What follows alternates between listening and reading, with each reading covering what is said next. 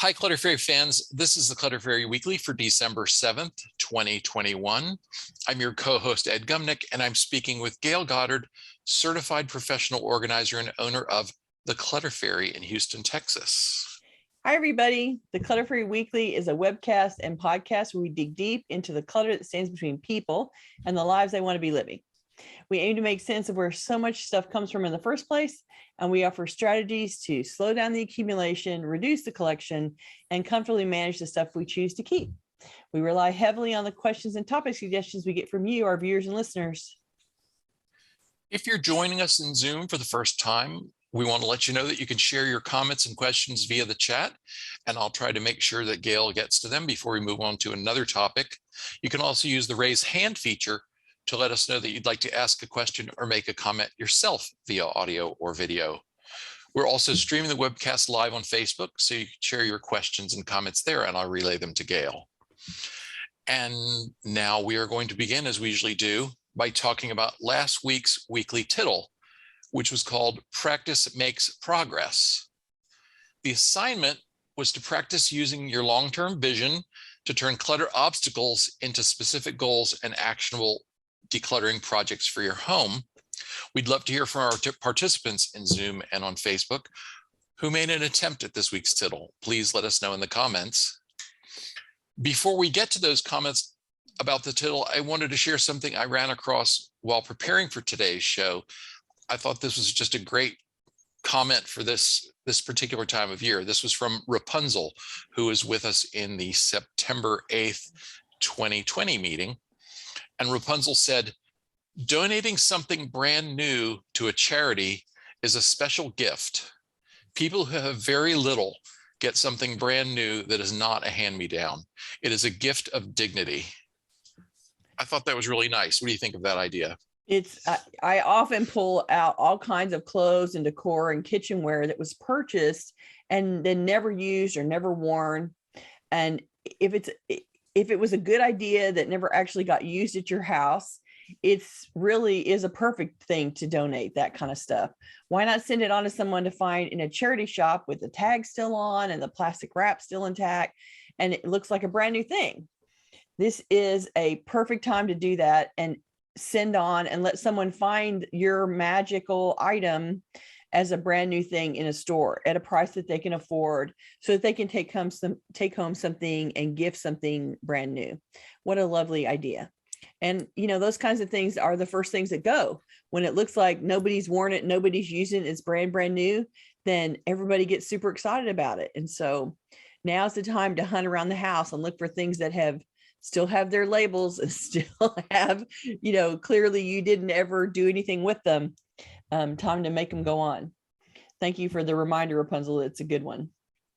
Rapunzel. I'm sure that's her screen name. Her it's real not her name. Actual name, right? Love May it. not be his or her real name. Right. We don't know. Exactly. Can't discriminate. Exactly. Don't assume. M reports, "I worked making more space in the kitchen by eliminating some of the things stored there and deciding that it cannot support storage or activity of potting houseplants. The next day, just for a moment, when in the space I had worked on, I experienced serenity and realized that is the feeling in my mother's home that I like so well. Eureka." Yay! That's so exciting. Not so much about the look, other than it's really more about everything there makes sense and it functions and it's where it's supposed to be. Great insight. Good for you. Yay, yay, yay. I also think it's really significant to decide what a space is not for. Exactly. Because we sometimes let, just assume it has to be everything, Mm-hmm. Especially the kitchen. The kitchen is sort of a catch-all space. And you walk into so many kitchens and there's just not even, you go to a party at someone's house and you have a bottle to set down and there's like nowhere you can even set down one bottle because there's so much stuff. There's so many functions going on in there. There's so much their kitchen is trying to do. Mm-hmm. And I think, sometimes those things get set on moving day when you show up and the moving truck shows up and they're like, where do I put this box, ma'am? And you go, fine, just stick it over there. And it gets unpacked there with no thought because you're desperate to find something or you're exhausted and you have to get back to work. And so oftentimes things that get created by accident on moving day become permanent parking spaces that never get readdressed. And so you may go back and figure out that what got set up in your kitchen was done by accident. You didn't really mean it. And you can go back and go, I don't have to think about it that way. I can, like she did, this probably doesn't need to be in here. Potting plants doesn't need to be in the kitchen, and remove it. And then, find that the kitchen functions much better for you. What a great thing to figure out. And what a good thought to keep in mind as you go around. Like, just because it's set up the way that it's set up doesn't mean you did it with purpose or intent at the time that it came into being, that it was created. And so you may have to rethink. It landed here because I was unconscious or exhausted or desperate or trying to get to the next thing. And that's the only reason why it's sitting here on this counter. And maybe you can rethink that it doesn't have to be there. It can be somewhere else instead. Good thought. Okay, shout out to Edena, who is live with us for the first time today. Hi, Edena. Thank you for joining us today. And Jane shared on the subject of donating new things. She said, I love that idea. In November, I made the decision to go through my house and find 30 items that folks could use as gifts in a local thrift and gift store. The goal was one each day. I've continued the search and plan another drop off late this week. Isn't that awesome? And what a great, it's like perfect time of the year to do it. And you went looking for things that would be good gifts. And what a great way to declutter the house with a purpose and a target and a date deadline. That is awesome. Great job. I love it. And I'm sure that the people that received all that gifts, a lot of times I hear this from the lady at Texas Art Asylum, that sometimes she gets donations and they're covered in dirt, or they've been pissed on by some dog, or, they're just in terrible shape. And then when she says, the stuff that comes from the Clutter Fairy is always clean. Yeah, because I would not give you things that had been pissed on. That's inappropriate, right? But some people just donate because they think, here, I'm going to give this problem to the donation place to solve, and they can clean it and give and use it. And it's like, yeah, that's not really the best thing to do. And so giving a collection of things that are ready to be gifted to a donation center that's swamped, and they don't have to clean it, and maybe they just have to lightly dust it and put it out, like, you're just making their day so much better. So that is an awesome thing to do. I'm proud. Anita shared, I realized that my major problem is with paper, tons of it. Yeah. We feel her pain. Yeah. She said, everybody agrees on that one. Going forward, I am going to notify all the charities to whom I donate that I will only donate online, and that if they do not take me off their paper mailing list, I will stop donating. I'm sending several charities notes in their return envelopes telling them that I am not now or ever going to donate to them if I can't check them out on Charity Navigator. Good point. I will tell you that, charities have varying levels of responsiveness. They are nonprofits. They have a mission to focus on. And sometimes the administration of their mailing list or their development department is not, super Johnny on the spot. And don't expect 100% compliance. Don't be surprised if your favorite charity never quite gets it together. It may go in somebody's inbox to be handled, and it may take 6 months for them to deal with it. And so, give them a break. They're focusing on their mission. And you can still pick the things that you want, to donate to, and ignore all of the paper. Like, you can just be throwing away paper without looking at it when it's from a charity. If you already have their list in your mind of the people that you want to support, make the list, check them online, do the Charity Navigator thing, and just ignore everything that comes to you. I appreciate that you're making the effort to tell them, please take me off the list. I don't want to get paper. And they may or may not catch up with you right away. She did say she's going to give them 6 months. Well, there you go. Okay. to get their acts together. To get their BS together. I imagine that a lot of charities are working on the project of moving as much as they can to electronic because of I'm sure it's so much easier to manage. Problems, issues of mail delivery and the cost of it, and just the fact that so many more people are interested in reducing their paper footprint. Rowan said, I helped a friend go through her papers. She found a letter and said, oh, Jane Smith, I love Jane so much, but I will still love her even if I don't keep this letter. Yay. Right? Oh my gosh, that's so wonderful. Unless it's like the perfect letter or very special letter, then you probably don't have to keep all the letters from Jane. You can probably just keep a few letters from Jane. Great job, Rowan. You're doing good out there. You're doing good being supportive and shifting your decluttering skills to the next person. It's awesome. Lee's reports for the tittle, she's working on gathering old e-devices and hazardous waste. Drop-off day is December 18th.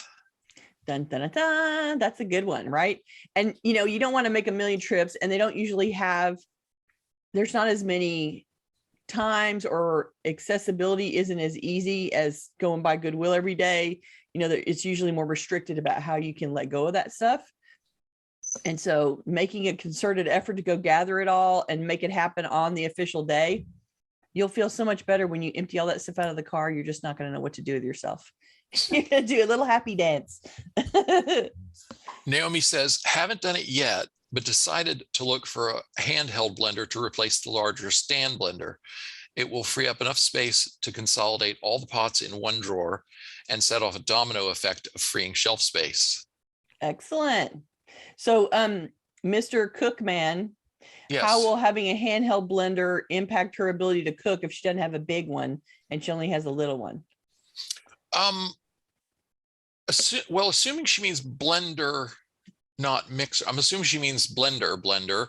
Yeah. And truthfully, I don't use our blender all that much at all. Margaritaville. A few times. That's so much trouble, when right. I can make a martini with just a glass and a bottle, and you're done. An olive, yeah. And the immersion blender will do a lot of, a simple thing. I'm guessing she's going with maybe an immersion thing. We'll do a lot of chores. We get more mileage probably out of our little I can't remember what it's called, but the little thing that makes smoothies, a little specialized sort of one serving blender. Like the NutriBullet kind of thing. Yeah. Bonnie says, perfect timing on that tittle. We hope to downsize this summer when I retire. Oh. We currently live in a 2-story house with 4 bedrooms and 2 bathrooms on the 2nd floor. Decided to recarpet, and it appears this will happen in January or February, so it's time to get moving. We discarded a king bed set, a twin bed, and moved the remaining queen into our bedroom. I also discarded a bookcase, then cleaned out closets and the linen closet. 3 bags of linen and towels to the vet's office, and 7 bags of clothes, purses, shoes, and bedding sets to a local shelter. It was a busy week. Oh my God. Rock and roll, sister. Woo! That is a lot of action. Good for you. And the thing about getting the carpet fixed is that you have to uncover everything, because they're going to move all the furniture around, and depending on the carpet company, they may want you to empty the furniture as well before they start moving the furniture around. And so it's a big deal to get carpet changed in a house that you're living in instead of not an empty house. And so how great that you're really Johnny on the spot making it happen. Good job. I was about to say get on it, but she's on it. You're on it already, right? And one more shout out to Lynn, who is with us for the first time in Zoom. And she says she loves the idea that of what a space is not for. It really helps looking at all spaces. It's part of the designing of systems, right? Like you don't have to design for putting things in the room that don't make sense in that room. If you wouldn't use them there and it's not a good place for, it's not a good functional place for stuff to be, then you can decide that this is not where the system should go and it needs to go somewhere else. And absolutely. And welcome to the podcast today. I'm always excited when people are finally, brave enough to join us live. So thanks for doing that. We appreciate it. Okay, let's get to our main topic. Okay. It's easy to get confused as you navigate the blurry borders between decluttering, organizing, and ticking off routine cleaning and maintenance chores. Today, we're going to clarify those distinctions and offer strategies for keeping focus as you pursue organizing goals. So occasionally a client will say to me, the cleaning lady organizes some stuff while she's cleaning, and then I can't find anything. They're usually saying this with some level of frustration while blaming the cleaner for their inability to find what they need when they need it. Of course, most people leave the house or go in another room while the cleaner does their thing, so they never see what's going on. They don't give instructions about where things should go, and they don't put things away themselves before the cleaner gets started. So it's no big surprise to me that they have no idea how or where stuff got put away. I know you're shocked to hear that the cleaner is not inside your head and does not know your preferences for where things should live. Surprise, but the answer for where the cheese grater goes is different in every household that they work in. Another surprise, there's no way for them to know the answer at your house if the cheese grater is always needing to be put away when they get there. When would they see it in its proper place? Cleaning people get a lot of blame for things that are not their issue at all. Hence our discussion about boundaries. What my cleaner does in my house, what I do in my house, and what I do in my client's house are 3 different sets of tasks. I thought we could explore that and help you break down the difference in your own place so you can focus on one set of chores at a time. When it's time to clean, cleaning is about removing dirt and trash and putting things that are out of place back in place. When you're trying to sweep or wipe down a counter or dust a surface or make a bed, all the stuff is in the way. That means it all has to be moved around. You or your cleaner are picking up everything, trying to put stuff away to get under it to clean. In that process, the more that's out, the harder the cleaning part is to accomplish. And this is where the cleaner you've been blaming for hiding things from you is trying to cope. She's quickly storing things out of sight so there's less on the counter and she can get it wiped down. She's attempting to put back all the stuff that you've left out and get to the cleaning part. If you're doing it yourself, you're resetting everything to its original home, assuming that it has a home, as you clean. Meaning, if you are in the process of cleaning your own bathroom, for instance, then you're the one that's putting back, here's where the brush goes, here's where the toothpaste goes, here's where the makeup goes, and you're putting that stuff up before or as you're cleaning the counter. When it's time to declutter, decluttering is about deciding what in the space can now be removed from the space. Regular trash goes out when you're cleaning. Letting go of stuff that no longer serves you is the decluttering part. This can either be a big project because you haven't done it in a while, or it can be your ongoing maintenance chore for those of you that do this regularly as part of your home upkeep. When it's time to organize, organizing is all about dealing with what you're keeping. All your keep items need a home. Like we were talking about the kitchen, it belongs in the kitchen. It doesn't belong in the kitchen, right? That home needs to be accessible. And inside that home, it should be easily stored. This is when organizing systems get installed, thinking about what the items are, when you use them, where they can be stored based on their use and frequency of use. It might be adding containers, designating a shelf or a drawer where it will live, adding shelves that weren't there before, adding labels to places. All that adaptation you do to find a home for something and have it make sense to you and be useful to you. The problem with muddling the boundaries amongst all these activities, although organizing is similar to other home activities in that it involves taking some action, the heart of organizing is making decisions. So it enlists a different set of skills and a different sort of energy that's more mental than physical. Cleaning is more of a Zen thing, right? You clean along, you do physical activities, and it doesn't require a lot of decision making. Simple routine tasks can be a distraction from the more challenging work of making decluttering and organizing decisions. Deciding what's going to stay and what's going to go is the decluttering decision. Deciding what system needs to be installed, what place things need to live, how you use them, all of that analysis work that you do around the things that you're going to keep, or the organizing decisions that need to be made. If you've set time specifically for organizing tasks, then shifting gears to clean or to perform maintenance tasks distracts you, erodes your attention, drains your energy. I particularly find cleaning annoying, and vacuuming in particular makes me curse the entire time. I hate fighting with the vacuum. I hate it. I hate it. I hate it. And I recognize that it is my particular Achilles heel, that I love my vacuum. I hate vacuuming. And so it is a problem that, annoys me to no end, but I can organize things all day long and be perfectly happy and cheerful and love every minute of it. And so they are very distinct tasks. Organizing has different goals from routine household chores, and organizing projects may be larger and require a longer time commitment, of course, than routine chores. So it often leaves the affected area looking worse before it gets better. This fact can make it feel as if organizing is working at cross purposes with cleaning, because it's making a space harder to clean for a while you get organized, or you can't access certain places while your closet has been barfed out into the bedroom, for instance. Then you can't vacuum underneath where you laid all the stuff for a while.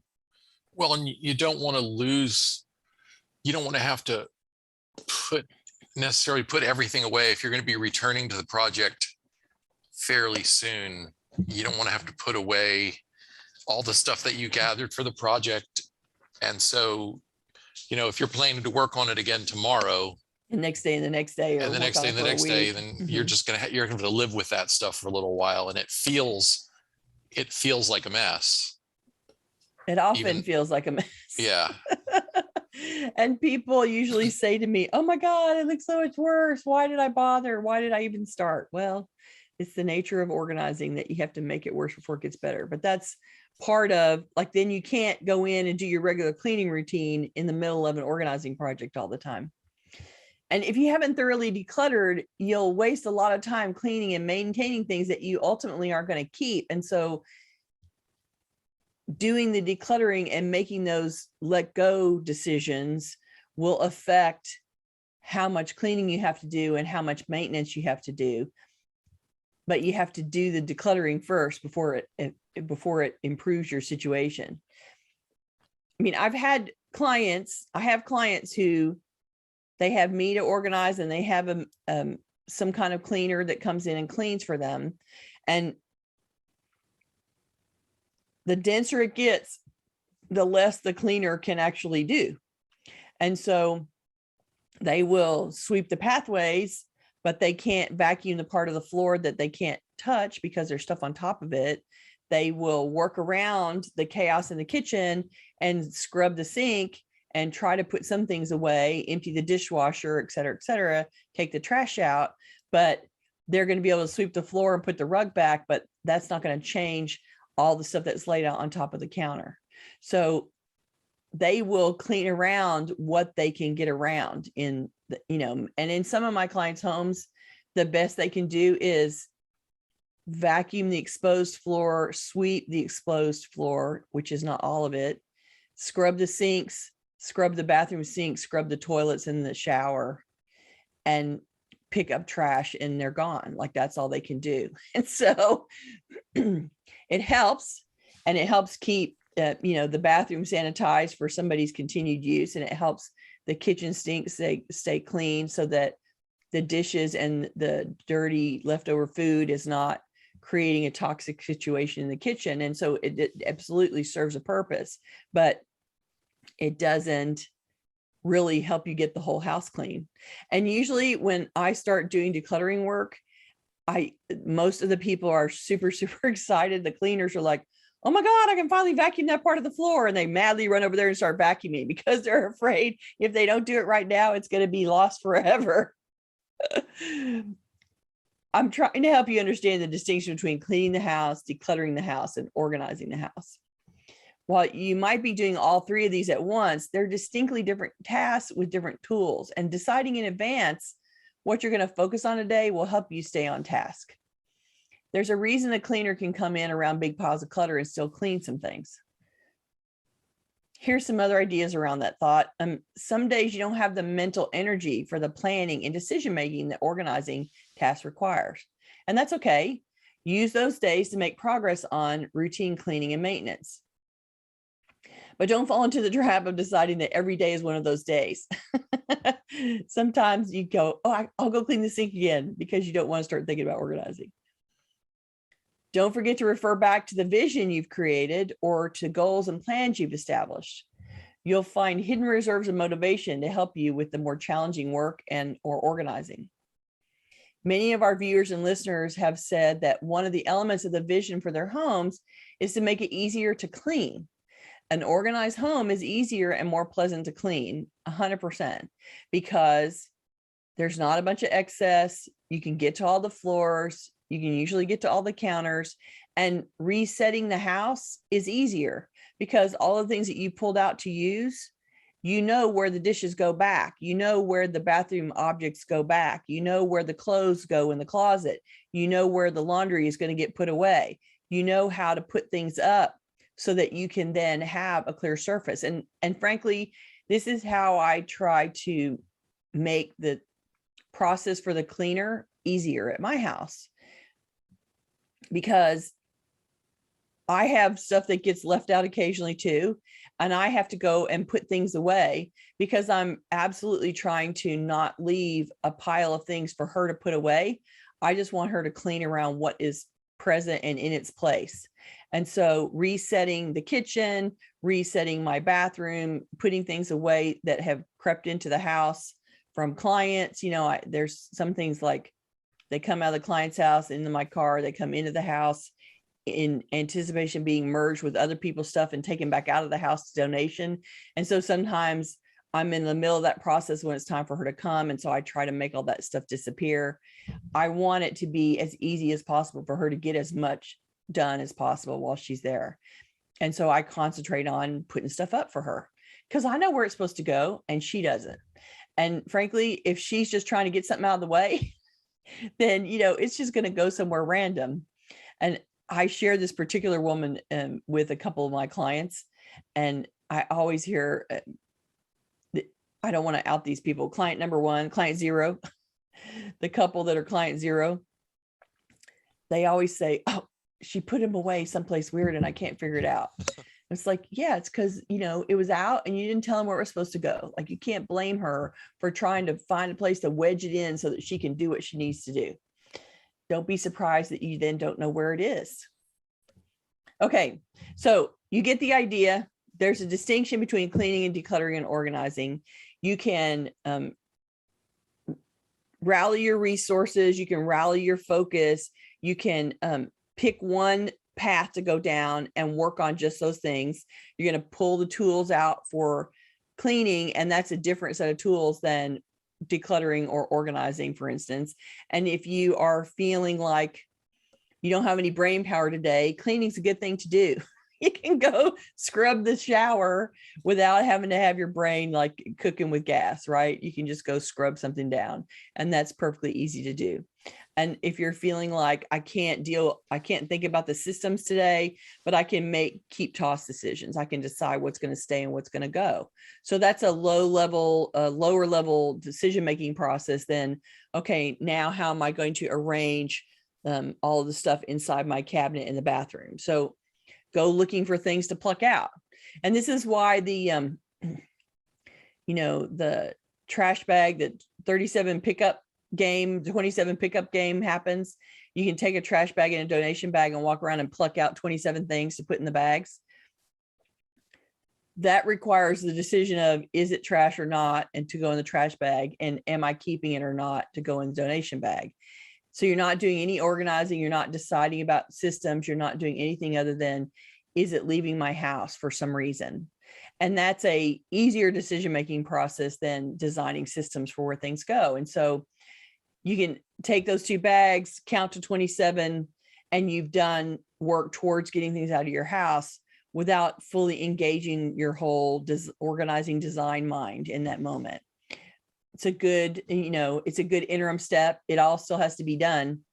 And if you feel taxed that day, maybe you can just work on subtracting a few things.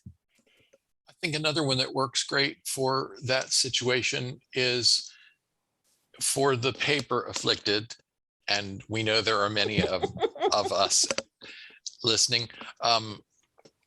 The paper afflicted, that's funny. Work on your paper backlog, but strictly from the keep toss perspective. Don't try to file if you're not in the organizing frame of mind. If you don't have that kind of energy, don't worry about where it's going to go. Just worry about what can go away right now.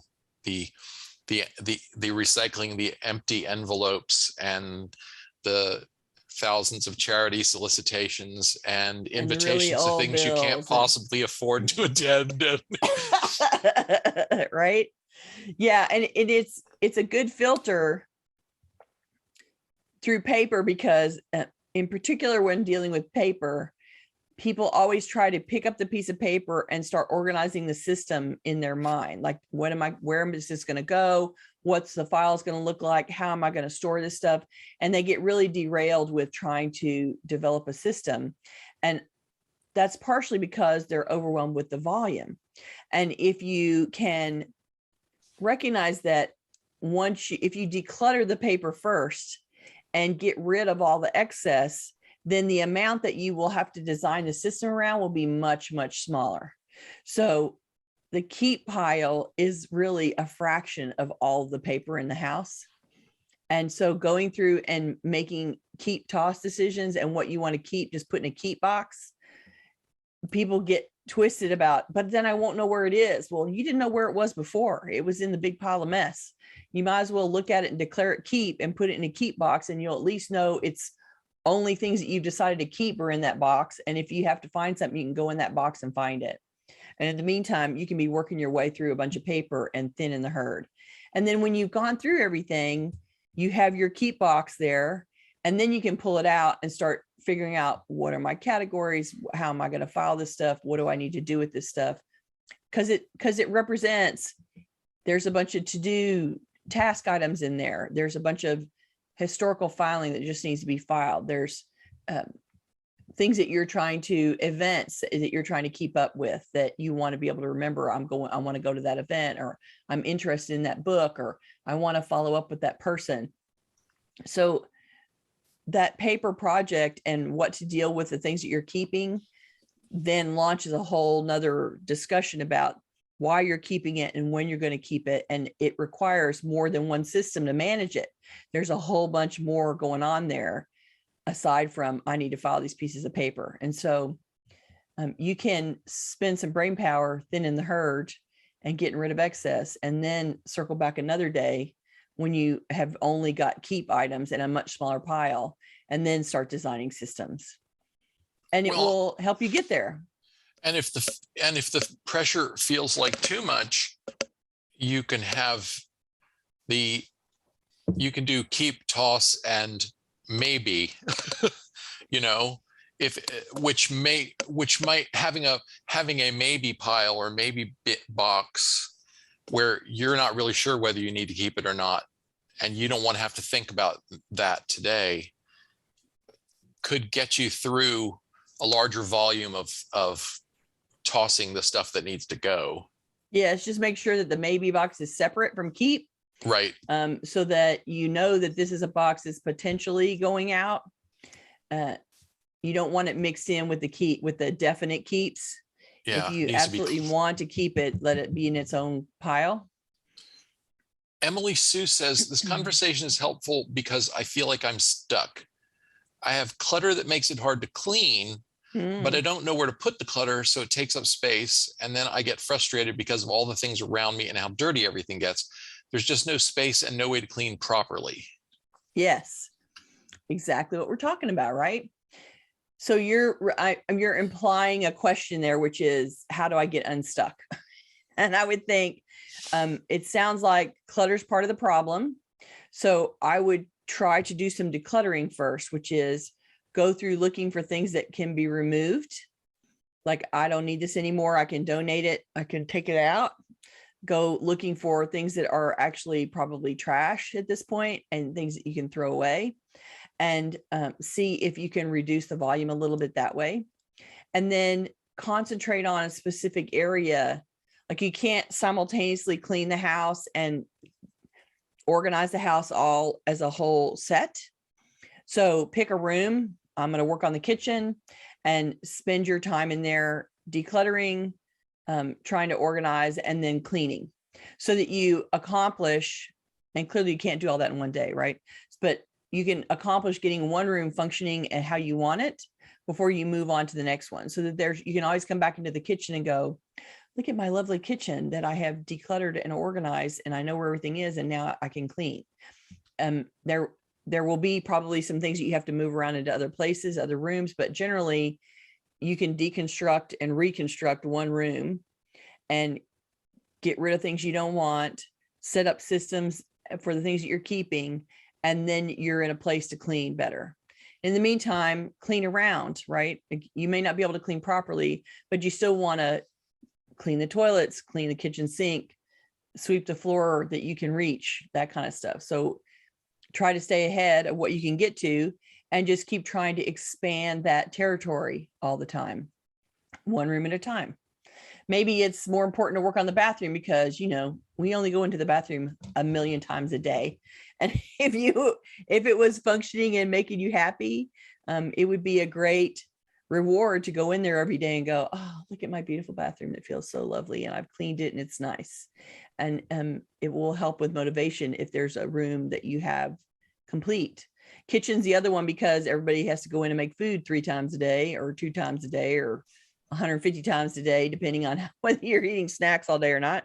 And so that's a room that's worth the effort to declutter and make it work better, so that you can be more comfortable about that it's clean enough to cook in, and that you feel like it looks clean, and that it's easy to clean, put things away when you're finished preparing a meal.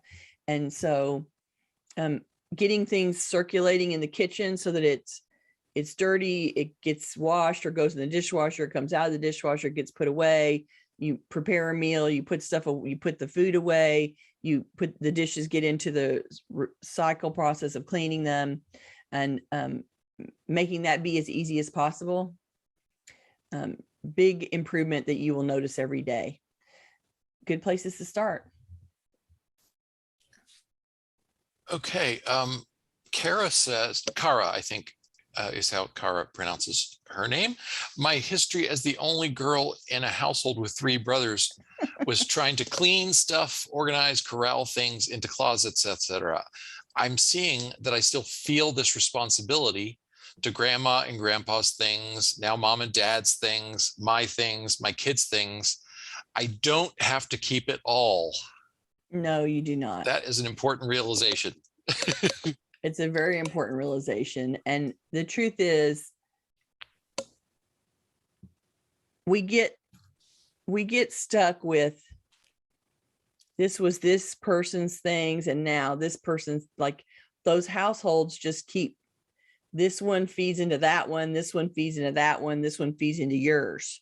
Like, you become the ultimate recipient of other people's households, and you've already got your own household full of stuff. And so incorporating some portion of what they sent down the line is fine. And the ones, let it be the ones that you find appealing and wonderful, and then send the rest on to become some part of some other family story. I mean, ultimately,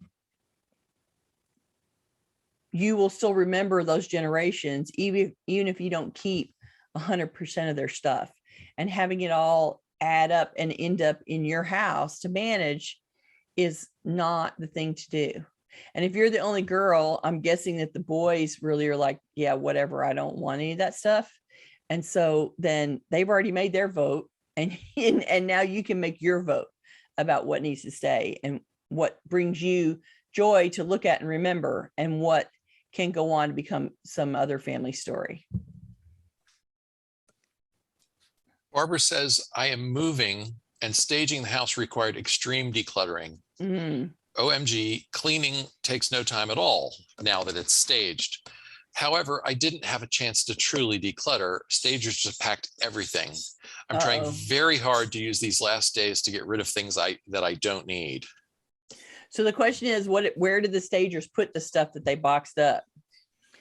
Is it in the house, or is it in some kind of storage unit, or what exactly? She hasn't said. We'll see if she can answer us on Okay, that. yeah. I mean, and yes, they have done some pre-move moving for you, pre-move packing for you, and you certainly don't want to open all those boxes in your new house. So going through those boxes with some more intention, like they had a goal, which was to get this stuff out the way so that it's not, it's not creating a scene for a person that wants to see this house as neutral when they come to look at it to buy it. But it's all your family stuff and your memories and your keepsakes and your decor. So you have to go through those boxes with the second intent of, what am I going to use in my new house? What do I want to carry forward, and what do I want to jettison out at this point as not part of my new life? And going through those before the move is super helpful. If you run out of time, then of course you can do it afterwards. But I would wish for you that you can spend some time now making some of those decisions so that you don't have to pay to move stuff that you don't actually want to keep in your house. Just saying. The move is the 21st. Oh, so you don't have a lot of time. Not a lot of time. Okay. All right. Well, so then it might be that you can concentrate on some targeted things that like they emptied out this closet, and you know that everything in this closet is old. And so you go and filter out that stuff because it's probably rich in donations. Think of places where they packed that might have a lot of stuff that you're ready to let go of. And the rest you get to do on the other end as you're unpacking. Sorry. Okay, let's go ahead and give the weekly tittle, and then we'll circle back for any more comments that we have time for. So you want to go ahead with that? Yes, the title for this week's tittle is In No Time Flat. We know this can be a hectic time of year, so we've chosen what we hope will be a relatively easy assignment for the week. Let's choose one flat surface in your space that's collected items that don't belong there. No surface is too small for this task. Remove any trash, recyclable materials, dirty dishes, packaging, or other debris.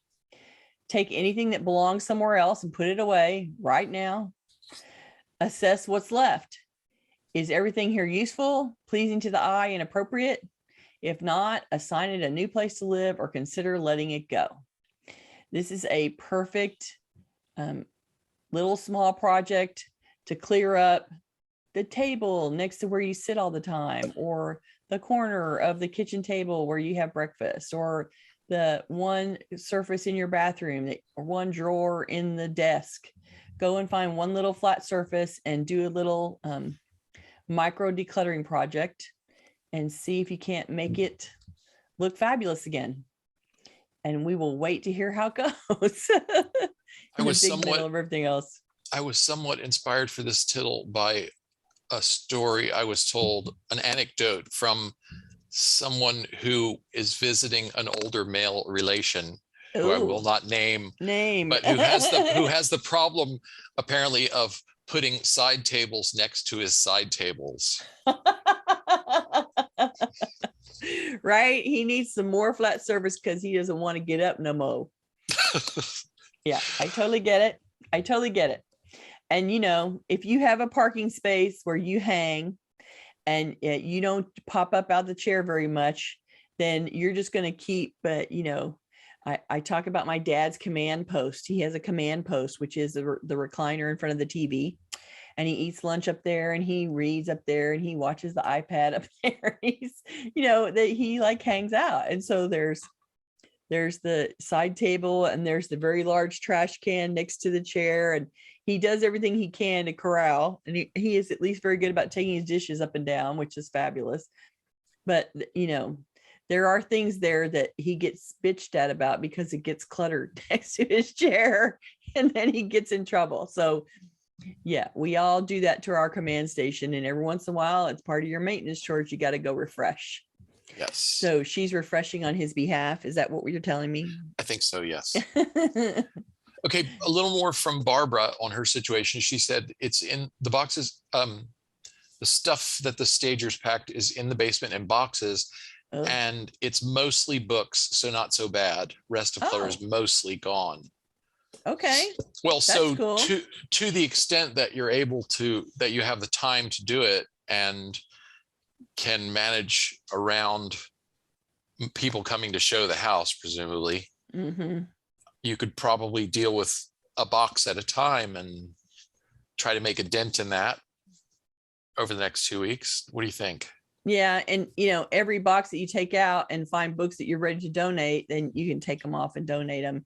And you may have to do that 15 times to get through all your books, but every book that leaves is one less heavy box that the movers have to take and one less unpacking chore you have to do on the other end. So I'm sure that if you have that many books, that you are a book person and books are going to stay. So it's just a matter of, can you thin that herd? Can you make it a smaller pile? Can you reduce some of the boxes? And you can do that on the other end as well. They can move what you can't get to, and you can start, thinking your way. I mean, use this opportunity because you will feel inclined as part of the unpacking for the move to just open these boxes and slam books up on a bookshelf because you don't want to think about it. But you should use this opportunity because you're going to have to touch all the books to do that, to make a decision about what needs to stay and what can actually be released to the next reader who is waiting for this material to show up. So try to give yourself the space to do some evaluation as you unpack on the other end, is what I'm saying. Yeah. Don says, I know a family that remove all the furniture to the front of the house, clean, and then replace everything every week. Wow. Can you imagine that? No, I cannot. That is a lot of work. That is a lot of work. So they aspire for a level of clean that I cannot attain. It's not a possibility. And they must really have it down to a science, and everybody must participate. I remember being told by somebody that I worked with a long time ago that her mother used to make the kids come and pull the couch out so they could sweep everything under the couch or vacuum under the couch or something and then move it back. And the kids were recruited to move furniture around so that she could get to everything that she wanted to get to. So she had a workforce ready to move things around. And I imagine it got a lot harder when the kids went off to school at the end of they got their college agreement and went off to college, and no one was there to move the furniture around again. That must have been hard. Naomi says, I organized my books 7 years after moving in and putting them on the shelves, and then only with the time made available by pandemic lockdown. Oh, right. It's a big project, isn't it? When you have a lot of books, it takes a lot of time to think through it. You did that process though when you moved out of your house, Ed. What was that like for you? Well, I did. How much time did you have to do it?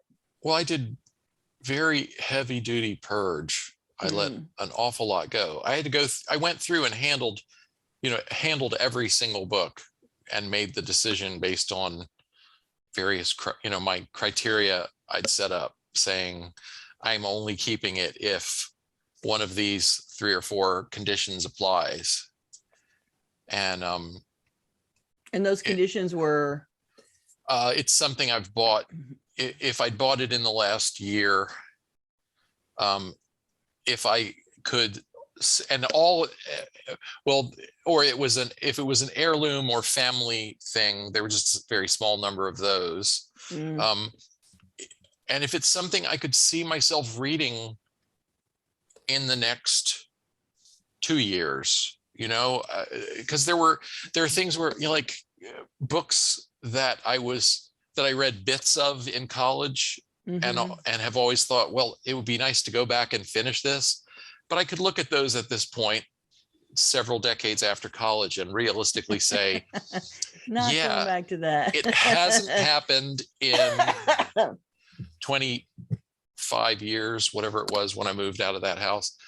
It hasn't happened in these 20 some years. It's probably not going to happen in the next 2. Right.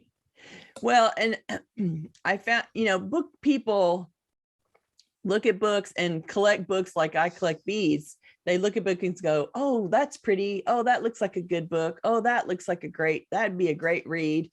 Well, sure. But you pluck a whole lot more than you have reading time. And so you end up with a collection that you can never complete. Yeah. And so and part of what I thought was you also gave away books that you'd already read. Right. Unless you could see yourself reading them again. And there you have a small collection of, I read these every year, or so you kept those. But if you'd actually read it, then you declared it complete and let that one go out of the house. And so you were able to declutter. What I remember is an entire hallway full of bookshelves, plus bookshelves in the office and bookshelves in the back bedroom. You had a lot of books. Yeah. Did you estimate it like 3,000 or something? Something like that. Yeah. Tammy said, that's a lot of decisions about books, Ed. I feel fatigued thinking of that.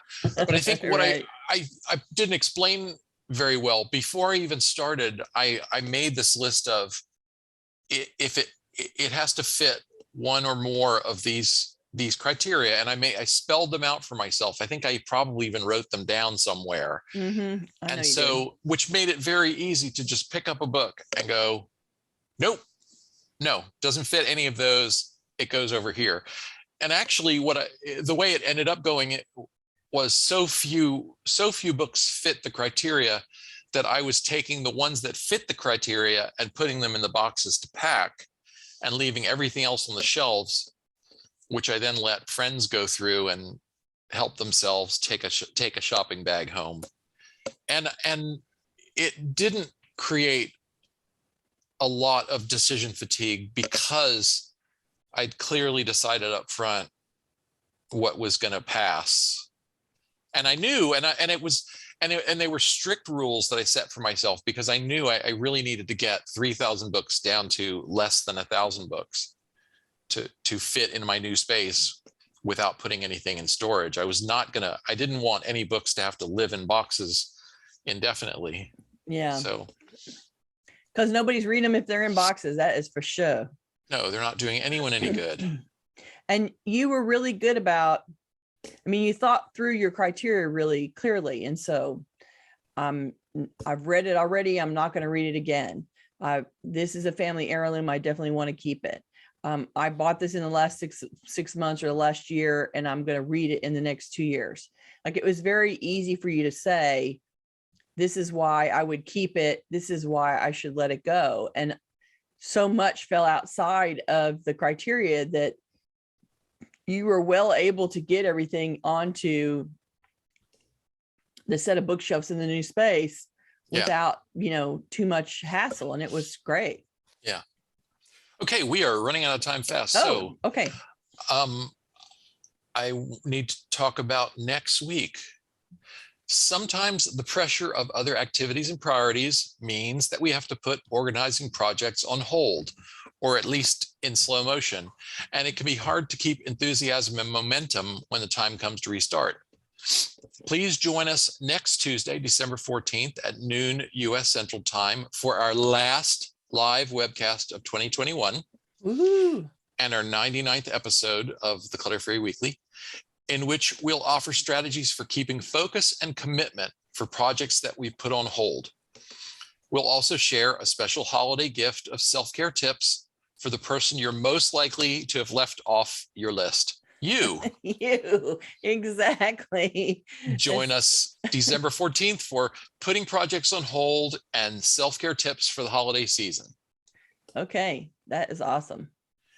If you're watching this on YouTube, we would love for you to join us live.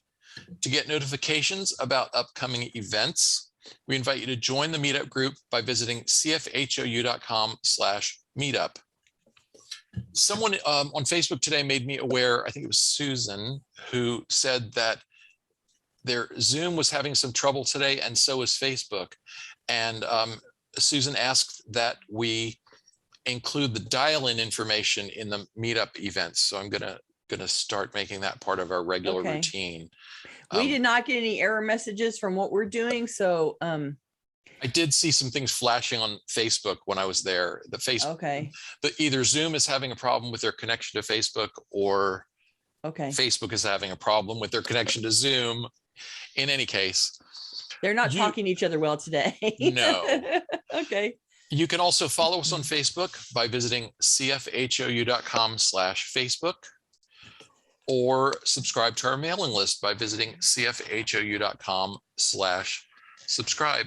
You can visit cfhou.com/TCFW098 for show notes for today's episode, and that'll also have a link to the YouTube video and the podcast version, and a write-up of the weekly tittle. Right.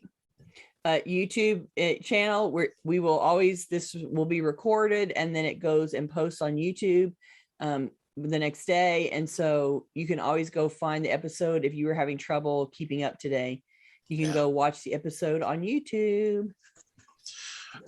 Okay. We love to hear from you. So please keep those questions, comments, and topic suggestions coming on YouTube, Facebook, or anywhere else that you find us. And you can always reach us through our website at clutterfairyhouston.com. Thank you so much for joining us today. I'm going to add, if you feel generous and would like to support our work, you can go to cfhou.com/Patreon, Patreon, in order to subscribe and give us a little monthly donation to help us do our thing. And you can always send us questions if you have any. I get show notes, I get suggestions for topics all the time. So if you have something in particular you'd like for us to talk about next year, please give us a shout out, because we love to hear it. And we hope that you will join us in 2022. We'll be back next week and talking about, what are we talking about? Putting projects on hold. Oh, right. Yes, putting projects on hold. Thank you. And we will be talking about that and then moving on to the next year. All right. See you guys later. Bye-bye. Bye.